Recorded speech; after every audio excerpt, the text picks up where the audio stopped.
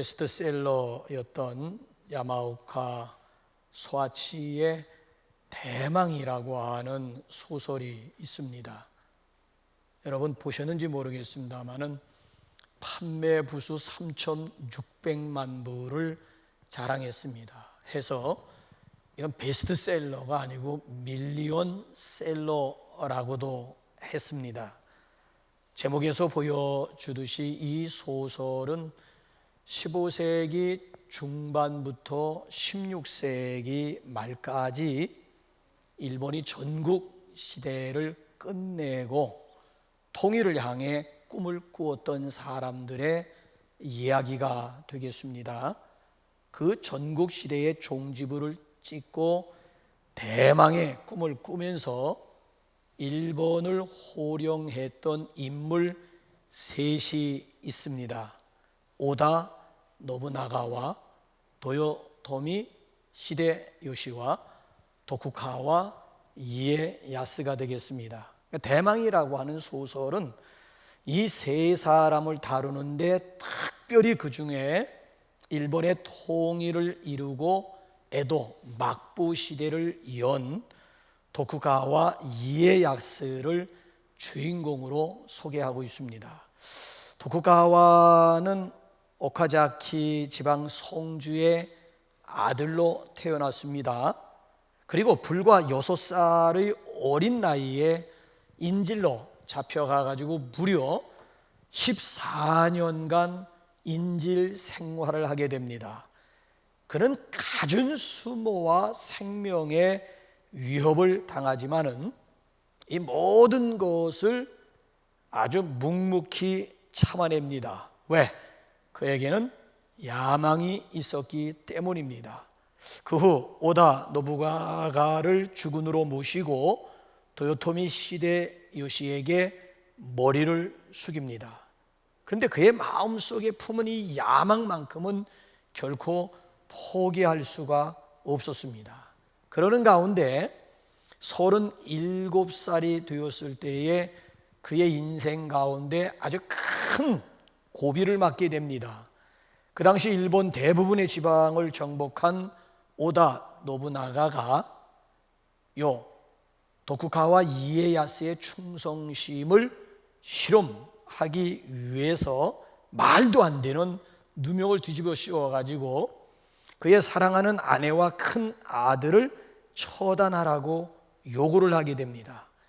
그는 눈물을 머금고 그의 요구를 따르게 됩니다. 왜? 지금은 자신에게 힘이 없는 거예요. 자기 마음속에 있는 야망을 포기할 수 없기에 아내를 직접 죽이고 아들을 할복하게 만듭니다. 그러니까 자신의 야망을 아내와 아들의 목숨과 바꾸는 이런 비정한 결단을 내리게 됩니다. 이 사건이 있은 후 3년 후에 오다가 자신의 신복에게 모반을 당해가지고 결국 자결을 하게 됩니다. 그리고 도요토미 히데요시가 정권을 잡게 됩니다. 도쿠가와는 히데요시에게 맞서지 않고 분명히 내 때가 올 것이다 라고 생각을 하고 무던히 기다립니다. 그러다가 히데요시가 6살 난 아들을 남기고 세상을 떠나게 되지요. 드디어 도쿠가와 이에야스의 시대가 온 거예요. 자, 그럼에도 불구하고 여기 그는 바로 히데요시의 가문을 무너뜨리지 않고 기다립니다. 오히려 패망 공작을 벌이면서 오랜 시간 동안 기다리고 또 기다립니다. 그의 나이 74세 때 드디어 오사카 성을 공격함으로 히데요시 가문을 완전히 무너뜨리고 그리고 일본 통일의 대업을 완성하게 됩니다. 자, 여러분 한번 보세요. 도쿠가와 이에야스에게는 천부적인 그런 자질도 없습니다. 그렇다고 해가지고 시대가 그에게 유리하게 작용한 것도 아닙니다. 그럼에도 불구하고 그가 천하를 통일하고 에도 막부 시대를 열게 된 것은 참을 인자 하나를 평생 가슴에 품고 자신의 때가 오기를 기다렸던 그 기다림의 결과였습니다. 그의 가슴에 품었던 야망을 이루기 위해서 그는 오랜 세월 동안 기다렸고, 기다림 끝에 결국 일본 통일의 꿈을 이룰 수가 있었다는 것입니다. 당시 이 세 걸출한 인물인 오다 노부나가, 도요토미 히데요시, 그리고 도쿠가와 이에야스, 이 세 사람의 성격을 이렇게 비유하곤 합니다. 세 장의 새가 울지 않을 때 어떻게 할 것인가? 라고 하는 질문을 놓고 세 사람이 이렇게 반응을 보인다고 합니다. 다혈질에다가 성미가 급한 오다 노부나가는 울지 않는 새를 당장에 죽여버린다고 합니다. 그런가 하면은 꾀가 많고 적극적인 성격인 도요토미 히데요시는 어떻게 해서든지 간에 기어이 새가 울도록 만든다고 합니다. 자, 그런데 기다림의 대가였던 도쿠가와 이에야스는 새가 울 때까지 느긋하게 기다린다고 합니다. 자, 여러분의 경우라면 어떻게 하시겠습니까? 당장 죽여버리겠어요? 아니면 수단 방법을 동원해서 기어이 새가 울게 만들겠습니까? 아니면 새가 울 때까지 느긋하게 기다리시겠습니까? 이걸 아셔야 됩니다. 기다림 없이 뭔가를 이룰 수가 없고, 기다림 없이 뭔가를 얻어낼 수도 없습니다. 그래서 성경을 보게 되면 하나님은 당신의 백성들에게 무던히도 기다림을 요구하십니다. 성경은 누가 이런 차원에서 복이 있다라고 하시는지 아십니까? 자, 우리 한번 잠언 8장 4절 한번 읽어보실까요? 시작. 누구든지 내게 들으며 날마다 내 문 곁에서 기다리며 문설주 옆에서 기다리는 자는 복이 있나니. 누가 복이 있어요? 기다리며 기다리는 자가 복이 있음을 성경이 말씀합니다. 이번엔 한번 이사야 한번 30장 하면 18절 볼까요? 시작. 그러나 여호와께서 기다리시나니 너희에게 은혜를 베풀려 하심이요 일어나시리니 이는 너희를 긍휼히 여기려 하심이라. 대저 여호와는 정의의 하나님이심이라. 그를 기다리는 자마다 복이 있도다. 자, 위에 보게 되면 여호와께서 기다리시나니, 하나님의 성품은 오래 참고 인내하심, 기다리심에 있음을 소개하면서 누가 복이 있느냐? 맨 밑단을 보게 되면 하나님을 기다리는 자가 복이 있음을 우리에게 분명하게 말씀해 주고 있습니다. 여러분 보세요. 하나님은 아브라함에게 아들 이삭을 주시기까지 25년을 기다리게 하셨습니다. 그러니까 아브라함이 100세가 되던 해에 아들 이삭을 아브라함에게 선물로 주신 거예요. 노아 같은 경우에는 120년 동안 기다리며 방주를 만들게 하셨습니다. 이스라엘 백성들이 애굽에서 탈출하기 위해서는 430년이라고 하는 시간을 기다려야만 했습니다. 모세가 이스라엘의 영도자가 되기 위해서는 80년을 기다리게 하셨습니다. 80년. 여러분 한번 생각해 보세요. 아니 40년 동안 일하기 위해서 하나님은 모세로 하여금 80년을 기다리게 하셨습니다. 예수님 같은 경우에는 3년간의 공생활을 위해서 30년을 기다리셨습니다. 자, 그렇다면은 오늘 본문에 나와 있는 시므온이라고 하는 사람은 하나님께서 몇 년을 기다리게 하시고 드디어 메시아를 만나게 하셨을까요? 자, 오늘 본문 말씀 한번 26절 우리 한번 상반절로 우리 한번 다 같이 한번 보실까요? 시작. 그가 주와 그리스도를 보기 전에는 죽지 아니하리라. 시므온이 내가 주와 그리스도를 보기 전에는 나는 절대 죽을 수 없어. 보세요. 여기 보면 정해진 시간, 정해진 기간이 따로 없어요. 시므온에게 있어서 사는 이유가 있다면 오로지 메시아에게 있는 거예요. 내가 메시아 예수 그리스도를 만나기 전까지는 절대 나는 죽을 수 없어. 오늘도 그가 살아야 되는 이유 분명하지 않습니까? 기어이 내가 메시아 예수 그리스도를 보고 나는 죽을 거야. 이거 대단한 기다림 아닙니까? 시므온은 한마디로 말씀드리면 기다림의 사람이었습니다. 그 결과가 궁금하시죠? 500원 대신 한번 28절 한번 나같이 한번 가보실까요? 시작. 시므온이 아기를 안고 하나님을 찬송하여 이르되 드디어 기다렸노라 만났노라. 시므온이 아기 예수님을 품에 안고 하나님을 찬송하는 내용이 뭡니까? 주제요, 주제요.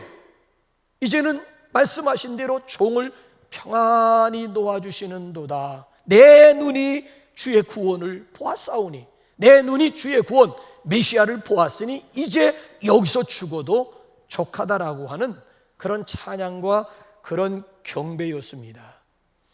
우리는 지금 대강절이라고 불리는 대림절을 맞이하고 있습니다. 여러분, 대강절은요 시제 구분에 따라서 세 가지 의미가 있는 거예요. 그러니까 우리가 대강절을 맞이하면서 대강절의 의미는 알고 대강절을 지켜야 된다라고 하는 얘기죠. 첫째는 과거적인 의미가 있습니다. 하나님의 아들이신 예수님께서 2000년 전에 역사 한가운데 오신 사건을 내가 오늘 기억하면서 감사하는 절기입니다. 이건 역사적인 의미가 있는 거예요. 그런가 하면 두 번째로는 현재적인 의미가 있습니다. 지금도 우리를 찾아오시는 예수님을 기쁜 마음 가지고 영접한다라고 하는 그런 의미가 있습니다. 그러니까 대강절은 영접의 절기요 구원의 절기가 되겠습니다. 아직까지 구원받지 못하신 분들은 대강절을 통해서 구원받을 수가 있고, 아직까지 구원의 확신이 없는 분들은 대강절기를 통해서 구원의 확신을 소유할 수 있기를 주님의 이름으로 축원합니다. 현재적인 이런 의미가 있고요, 더 중요한 것은 미래적인 의미가 되겠습니다. 장차 올라가심을 본 그대로 구름 타고 올라가셨으니까 다시 구름 타고 이 땅에 재림하실 예수님을 기다린다라고 하는 미래적 의미가 있습니다. 그러니까 마라나타 재림 신앙을 회복하는 절기가 바로 대강절기가 되겠습니다. 그래서 한마디로 대강절이라고 하는 것은 기다림의 절기라고 할 수가 있습니다. 그래서 이 대강절을 의미하는 영어가 에드번트 아니겠습니까? 에드번트는 오다, 도착하다 또는 도래한다는 의미의 라틴어 어드벤투스에서 유래되었다고 하잖아요.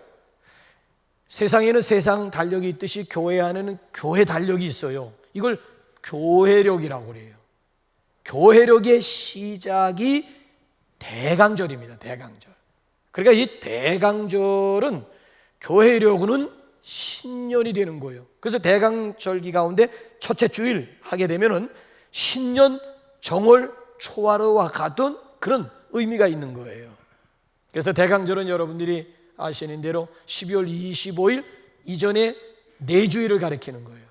그래서 매 주일마다 촛불이 켜집니다. 지난 주간에는 촛불 하나 켜져 있더니만 오늘은 대강주일 두 번째 주일이기 때문에 촛불이 2개가 켜졌습니다.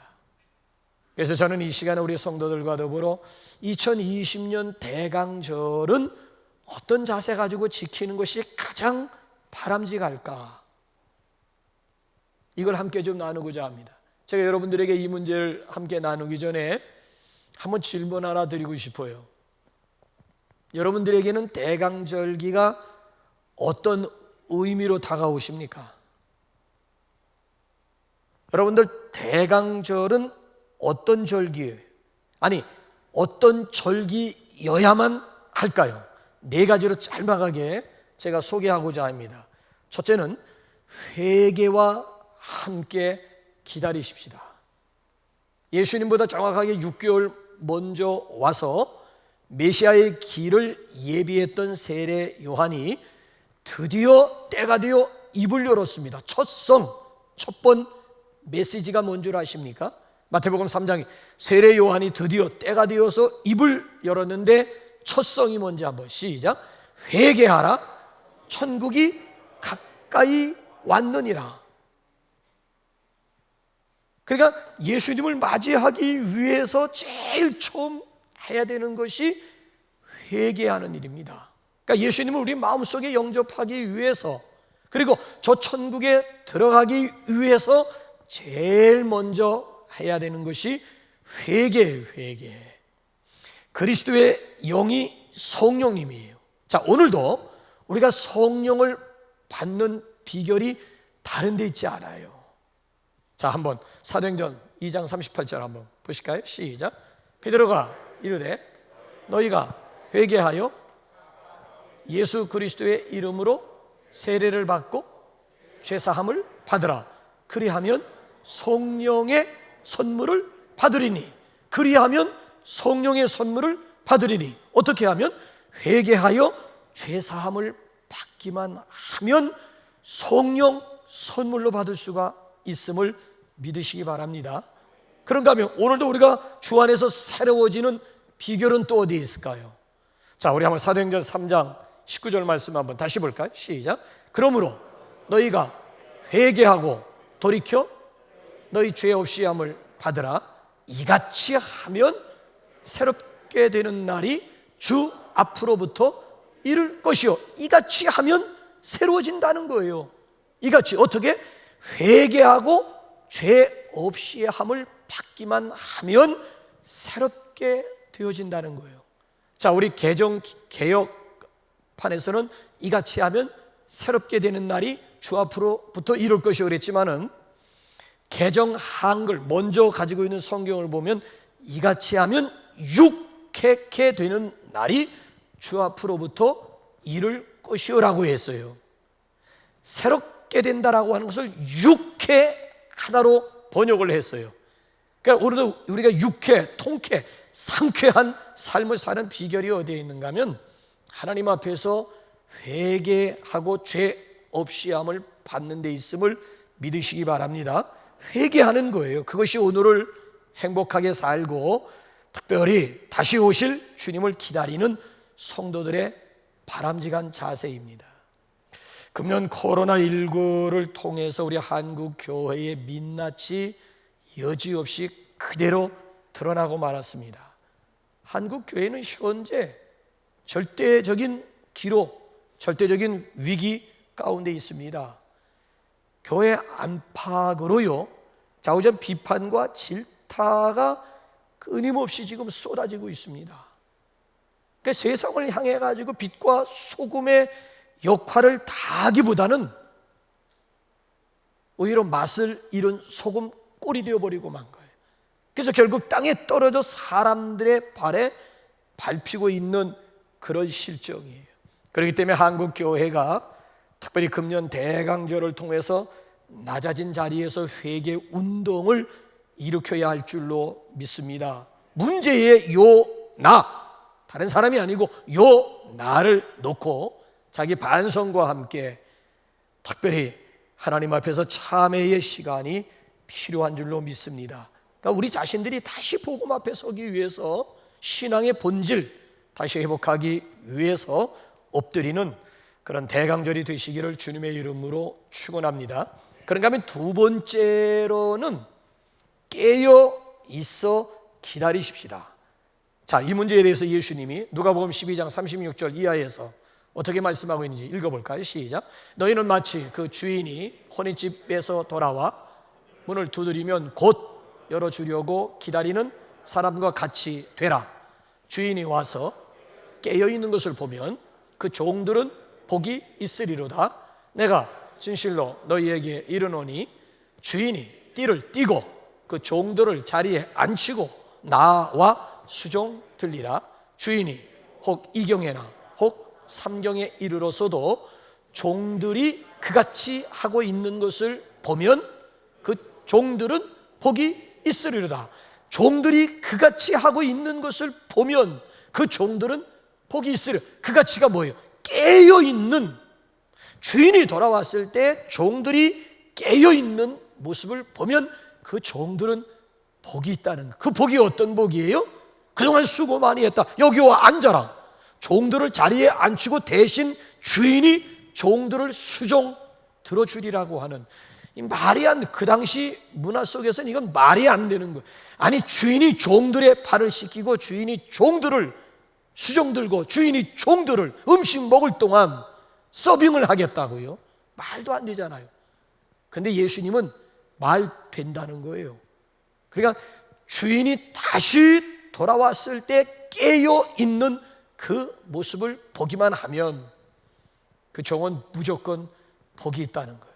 예수님은 이 사실을 강조하기 위해서, 깨어 있음에 대한 중요성을 강조하기 위해서 마가복음 12장이 아니고요, 마태복음 25장에 보게 되면 열처녀 비유를 들려주신 거예요. 신랑을 기다리는 10명의 처녀가 있었다는 거예요. 모두가 다 지금 신랑을 기다리고 있어요. 근데 신랑이 더디 오는 거 있죠.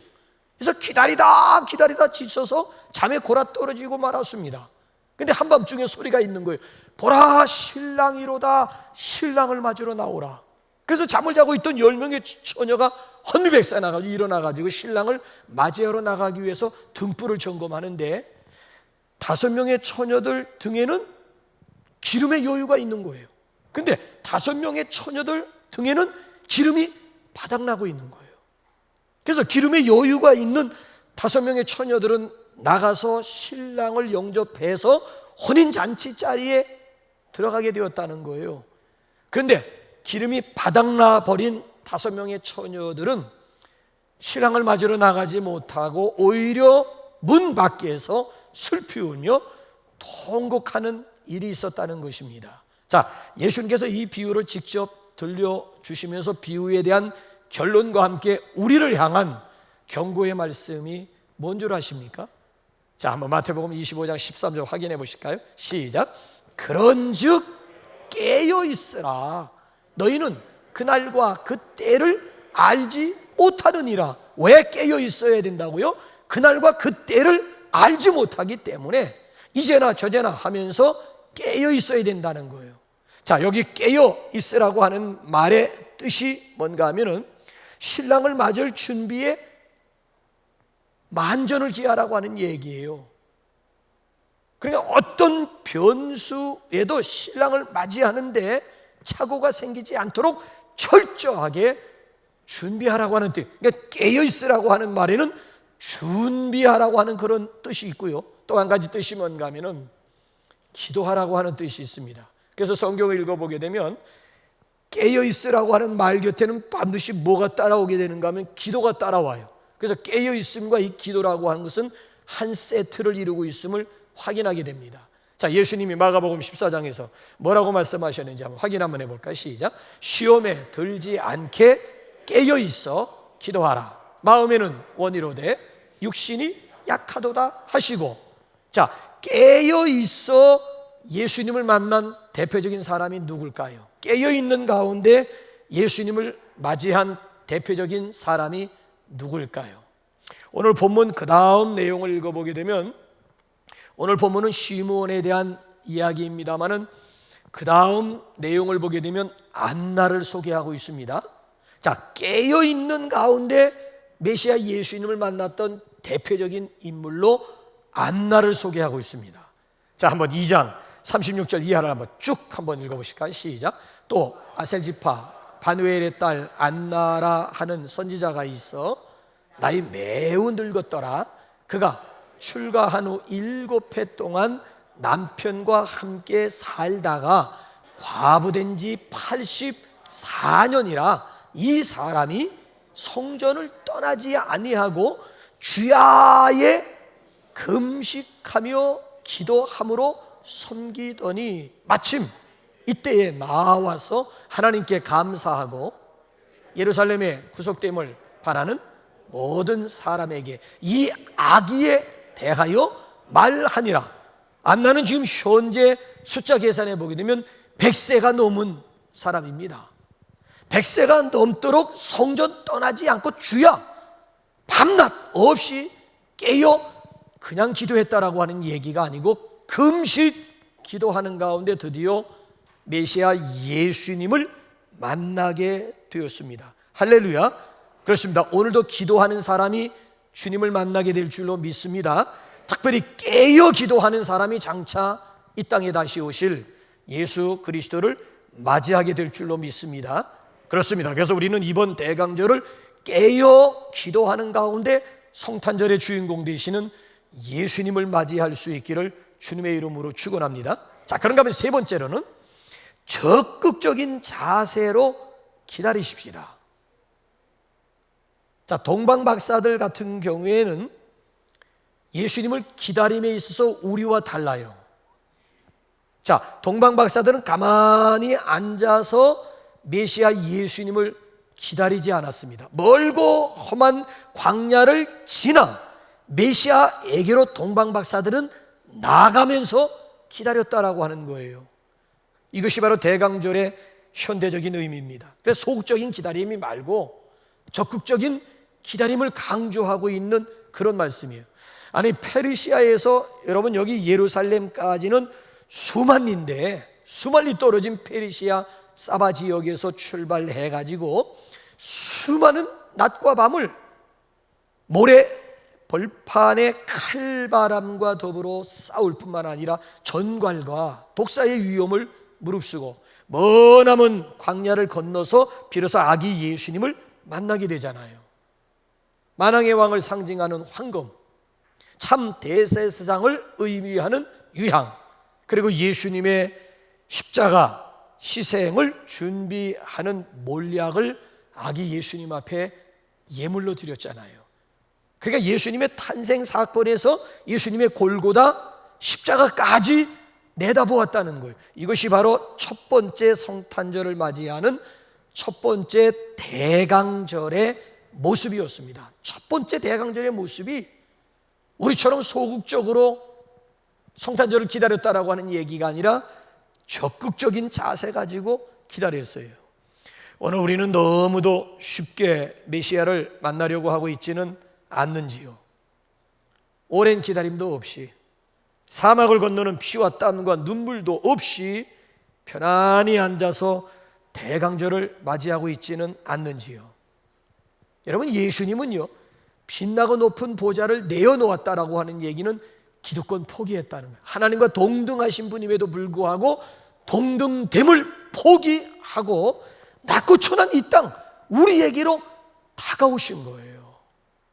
근데 우리는 동방 박사들처럼 정말 광야를 지나 모래벌판을 지나 예수님 앞에 힘써 나아가고 있느냐라고 하느니, 아니, 예수님은 적극적으로 우리에게 다가오시는데 우리는 수동적인 자세로 예수님을 맞이하고 있지는 않느냐. 첫 번째 대강절을 맞이하는 동방 박사들은 그렇게 예수님을 맞이하지 않았다는 거예요. 적극적으로 수만리 떨어진 페르시아에서 예루살렘까지 찾아와서 아기 예수님을 경배했다라고 하는 얘기예요.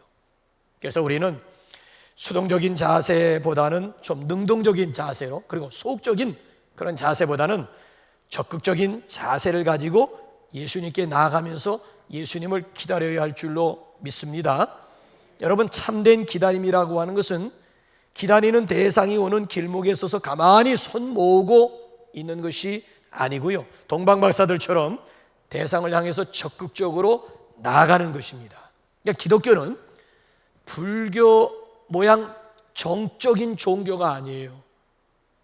오히려 다이내믹, 그러니까 역동적인 종교입니다. 그러니까 불교 모양 좌상 문화가 아니에요. 좌상 문화가 아니에요. 기독교는 오히려 이 땅 자세 있죠. 입상, 이걸 입상 문화. 그러니까 좌상 마냥 털썩 주자 앉아가지고 기다리는 그런 종교가, 좌상 문화가 아니고 오히려 라이즈 업, 웨이크 업. 성경을 보면 일어나라, 빛을 발하라, 일어나 가서 외치라. 예수님도 보게 되면 일어나라, 어찌하여 자고 있느냐. 그러니까 성경을 보게 되면은 성경은 입상 문화가 아니라 어디를 보아도 이건 좌상 문화가 아닌 입상 문화예요. 그래서 우리 이번 대강절을 통해서 그동안 가지고 있었던 우리의 열심과 열정을 다시 회복할 수 있는 그런 대강절이 되시고 그런 성탄절이 되시기를 주님의 이름으로 축원합니다. 자, 끝으로 경건함으로 기다리십시다. 자, 본문에 나와 있는 시므온이 어떤 자세 가지고 메시아 예수님을 기다렸는지 25절 우리 한번 다 같이 한번 읽어보실까요? 시작. 예루살렘에 시므온이라고 하는 사람이 있으니 이 사람은 의롭고 경건하여 이스라엘의 위로를 기다리는 자라. 성령이 그 위에. 자, 시므온이라고 하는 사람이 어떤 자세 가지고 이스라엘의 위로 예수님 메시아를 기다렸다고요? 의롭고 경건하여, 의롭고 경건하여 여기 강조해 주고 있어요. 그래, 여러분, 여기서 경건이라고 하는 말은 유세베이아인데, 이 유세베이아는 두 단어가 합성된 단어, 유세베이아의 합성어예요. 유라고 하는 것은 있다, 세베이아의 언어는 세우스, 소위 말하면 데우스, 하나님을 가리키는 거예요. 그러니까 이걸 합치게 되면 하나님 앞에 있다. 경건이라고 하는 것은 하나님 앞에 있다라고 하는 의식이, 그게 경건이에요. 그러니까 여러분들의 경건 지수를 알려면은 여러분들이 혼자 계실 때 주로 무슨 생각을 많이 하느냐, 그게 여러분들의 현재 경건 지수예요. 여러분 경건의 현 주소는 여러분들이 혼자 있을 때예요. 다른 사람과 함께 있을 때 말고, 여러분 혼자 있을 때 주로 무슨 생각을 많이 하느냐에 따라서 나의 경건 지수가 달라질 수가 있는 거예요. 유세베이아, 유 있다, 세베이아 하나님 앞에 있다. 이걸 라틴어로 코람데오라고 하는 거예요. 코람데오는 하나님 앞에서, 이게 코람데오예요. 그래, 여기 나와 있는 이 시므온이라고 하는 사람은 시대적인 배경을 보게 되면 신구약 중간기에 해당하는 사람입니다. 그러니까 구약과 신약의 중간기를 400년 잡지 않습니까? 구약 말라기에서부터 마태복음까지는 400년의 공백 기간이 있는 거예요. 이 기간을 종교적인 암흑기라고 해요. 왜?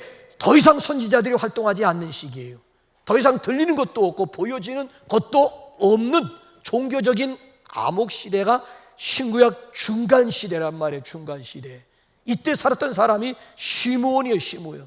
그러니까 영적으로 아주 혼탁한 그런 시대였습니다만은 시므온은 의로운 삶을 살았고 구별된 삶을 살았고 경건한 삶을 사는 가운데 메시아 예수님을 기다렸습니다. 사람들의 눈을 지나치게 의식한 것이 아니고 중심을 보시는 하나님 앞에 살았던 대표적인 사람이 바로 본문에 소개되고 있는 시므온이라고 하는 사람이에요. 오늘 우리의 삶, 우리의 예배는 어떻습니까? 사람들을 의식하는 삶이요, 사람들을 의식하는 예배입니까? 아니면 정말 본문에 나와 있는 시므온 모양 하나님만을 의식하는 삶, 하나님만을 의식해서 드리는 진정한 경건 예배입니까? 그러니까 대강절을 통해서 다시 한번 우리의 경건을 한번 좀 점검해 보면서 코람데오 신앙, 코람데오 삶, 코람데오 의식을 다시 회복할 수 있기를 주님의 이름으로 축원합니다. 그래서 더 이상 남에게 보여지는 그런 삶을 살지 마시고 남에게 보여주려고 하는 그런 예배자들이 되지 마시고 시간마다 그의 영으로 우리를 찾아오시는 하나님 앞에 우리 각자가 정직하게 반응할 수 있는 우리 진정한 예배자가 될 수 있기를 우리 주님의 이름으로 축원합니다. 우리 시간 하나님 앞에 기도하십시다.